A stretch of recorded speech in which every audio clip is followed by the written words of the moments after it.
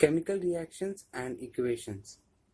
Chemical reactions are the processes in which new substances with new properties are formed. During a chemical reaction, atoms of one element do not change into those of another element. Only a rearrangement of atoms takes place in a chemical reaction.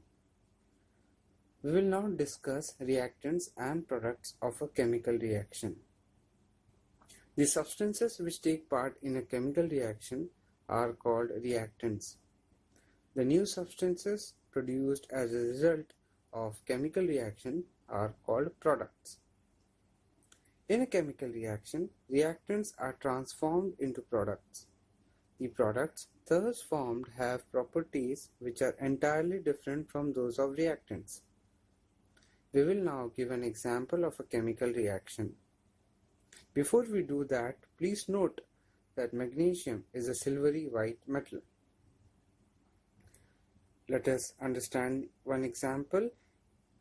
When a magnesium ribbon is heated, it burns in air with a dazzling white flame to form a white powder called magnesium oxide. Actually, on heating, magnesium combines with oxygen present in air to form magnesium oxide. The burning of magnesium in air to form magnesium oxide is an example of a chemical reaction. The magnesium ribbon which we use usually has a coating of magnesium oxide on its surface which is formed by the slow action of oxygen of air on it. So before burning in air, the magnesium ribbon is cleaned by rubbing with a sandpaper. This is done to remove the protective layer of magnesium oxide from the surface of magnesium ribbon so that it may readily combine with the oxygen of air. A large number of chemical reactions keep on occurring in our day-to-day life. Souring of milk, formation of curd from milk, cooking of food, digestion of food in our body, process of respiration, fermentation of grapes, rusting of iron, burning of fuels, burning of candle wax, and ripening of fruits. These are all chemical changes which involve chemical reactions. In all these cases, the nature and identity of the initial substance changes because of the chemical reaction which takes place in it. An important question now arises that how do we come to know that a chemical reaction has taken place? The easily observable features which take place as a result of chemical reactions are known as characteristics of chemical reactions. The important characteristics of chemical reactions are: first, evolution of a gas; second, formation of precipitate; third, change in color; fourth, change in temperature; and fifth, change in state. Any one of these general characteristics can tell us whether a chemical reaction has taken place or not. Let us go through all these 5 points one by one. First one is evolution of a gas. Some chemical reactions are characterized by the evolution of gas. For example, when zinc granules react with dilute sulfuric acid, then bubbles of hydrogen gas are produced. So the chemical reaction between zinc and dilute sulfuric acid is characterized by the evolution of hydrogen gas. Please note that we can also use dilute hydrochloric acid in place of dilute sulfuric acid in this reaction. When magnesium reacts with a dilute acid like hydrochloric acid or dilute sulfuric acid, even then hydrogen gas is evolved. So the chemical reaction between sodium carbonate and dilute hydrochloric acid is characterized by the evolution of carbon dioxide gas. Before we go further, we should know the meaning of the term precipitate. A precipitate is a solid product which separates out from the solution during a chemical reaction. Let us see the second point, that is formation of a precipitate. Some chemical reactions are characterized by the formation of a precipitate. For example, when potassium iodide solution is added to a solution of lead nitrate, then a yellow precipitate of lead iodide is formed. Thus, the chemical reaction between potassium iodide and lead nitrate is characterized by the formation of a yellow precipitate of lead iodide. Let us take another example of a chemical reaction in which a precipitate is formed. So when dilute sulfuric acid is added to barium chloride solution taken in a test tube, then a white precipitate of barium sulfate is formed. Thus, the chemical reaction between sulfuric acid and barium chloride solution is characterized by the formation of a white precipitate of barium sulfate. Third subpoint is change in color. Some chemical reactions are characterized by change in color. For example, when citric acid. This citric acid is generally found in lemon juice. So this citric acid reacts with potassium permanganate solution. Then the purple color of potassium permanganate solution disappears. That is, it becomes colorless. So the chemical reaction between citric acid and purple colored potassium permanganate solution is characterized by a change in color from purple to colorless. Let us take another example of a chemical reaction in which change in color takes place. When sulfur dioxide gas is passed through acidified potassium dichromate solution, then the orange color of potassium dichromate solution changes to green. Thus, the chemical reaction between sulfur dioxide gas and acidified potassium dichromate solution is characterized by a change in color from orange to green. Now, before we go further, we should know why temperature changes take place in chemical reaction. Chemical reactions often produce heat energy. When a chemical reaction produces heat energy, then the temperature of reaction rises and it becomes hot. In some cases, however, chemical reactions absorb heat energy. When a chemical reaction absorbs heat energy, then the temperature of reaction mixture falls and it becomes cold. So when we talk of change in temperature in a chemical reaction, it can be rise in temperature or fall in temperature. Another point to be noted is that compound calcium oxide is known by two common names. First, lime or quicklime. And the compound calcium hydroxide is known as slaked lime. Keeping this point in mind, we will now describe the change in temperature in chemical reactions. So, our next point is change in temperature. When quicklime reacts with water, then slaked lime is formed and then a lot of energy is produced. This heat raises the temperature, due to which the reaction mixtures become hot. So we can say that the chemical reaction between quicklime and water to form slaked lime is characterized by a change in temperature, that is, rise in temperature. The reaction between quicklime and water to form slaked lime is an exothermic reaction. Now, the exothermic reaction is what? Exothermic reaction is a reaction in which heat is evolved. We have already studied the chemical reaction between zinc granules and dilute sulfuric acid to produce hydrogen gas. If we touch the conical flask containing zinc granules and dilute sulfuric acid, it is found to be warm. The chemical reaction between zinc granules and dilute sulfuric acid is also characterized by a change in temperature that is rise in temperature.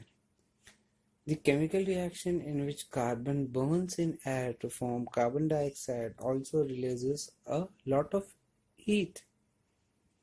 We will now give one example of a chemical reaction in which heat energy is absorbed, due to which the temperature falls. So when barium hydroxide, that is BaOH twice, is added to ammonium chloride, that is NH4Cl, taken in a test tube and mixed with a glass rod, then barium chloride, ammonia and water are formed. A lot of energy is absorbed during this reaction, due to which the temperature of reaction mixture falls and the bottom of test tube becomes very cold. Thus, the chemical reaction between barium hydroxide and ammonium chloride to form barium chloride, ammonia and water is characterized by a change in temperature. And this type of reaction is known as endothermic reaction. So endothermic reaction is a reaction in which heat is absorbed. Our next part of discussion, that is fifth point, is change in state. Some chemical reactions are characterized by a change in state. For example, when wax is burned, then water and carbon dioxide are formed. Now wax is a solid, water is a liquid, whereas carbon dioxide is a gas. This means that during the combustion reaction of wax, the physical state changes from solid to liquid and gas. Thus, the combustion reaction of candle wax is characterized by a change in state from solid to liquid and gas. Because wax is a solid, water formed by the combustion of wax is a liquid at room temperature, whereas carbon dioxide produced by the combustion of wax is a gas. Now, let us discuss in detail about what chemical equations are and how it can be written, or what is chemical equations in general. The method of representing a chemical reaction with the help of symbols and formulae of the substances involved in it is known as chemical equation. The substances which combine or react are known as reactants, and the substances produced in a reaction are known as products.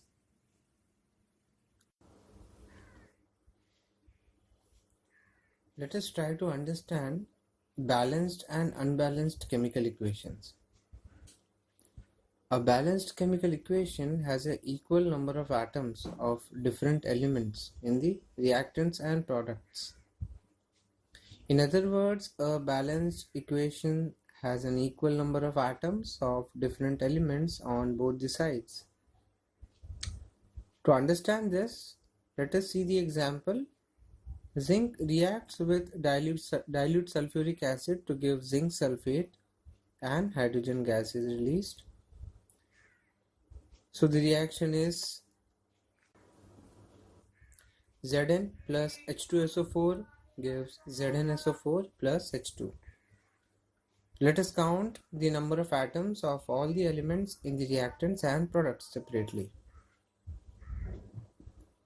So in reactants, number of zinc atom is 1, number of hydrogen atom is 2, number of sulfur atoms 1, number of oxygen atoms 4. Whereas in products we have number of zinc atoms 1, hydrogen atoms 2, sulfur atoms 1, oxygen atoms 4. We find that the reactants contain one zinc atom and product also contain one zinc atom. Reactants contain 2 hydrogen atoms and product also contains 2 hydrogen atoms.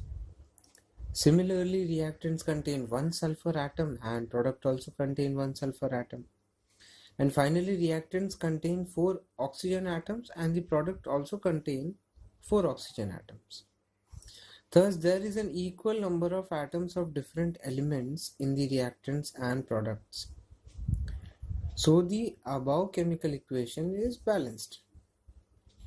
Since the number of atoms of various elements in reactants and products is equal, we say that a balanced chemical equation has equal masses of various elements in reactants and products.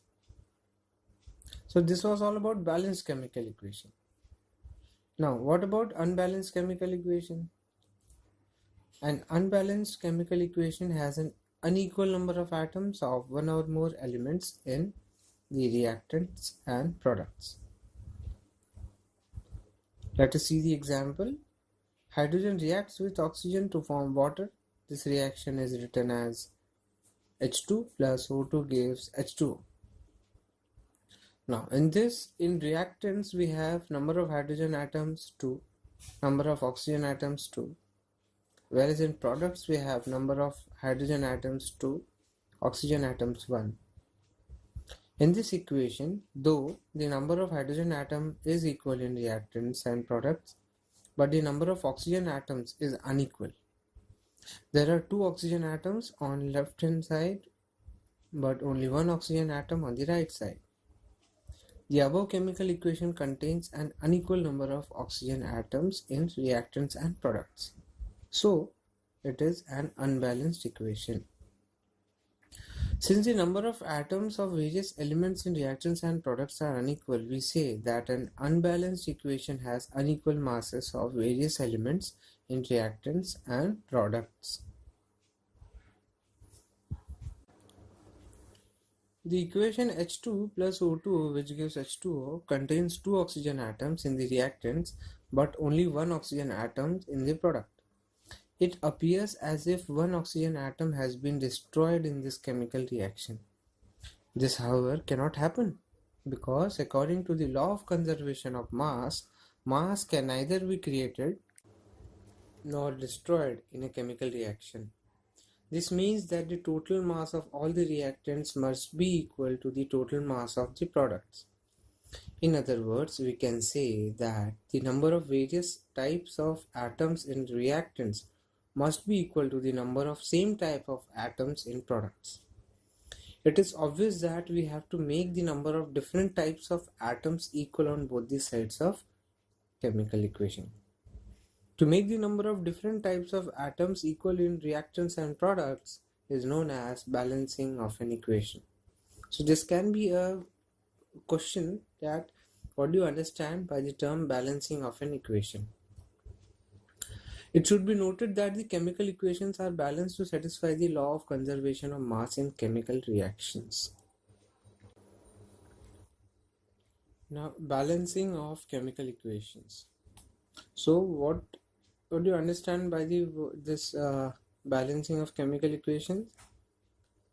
The process of making the number of different types of atoms equal on both the sides of an equation is called balancing of equation. So as we practice more and more chemical equations or reactions,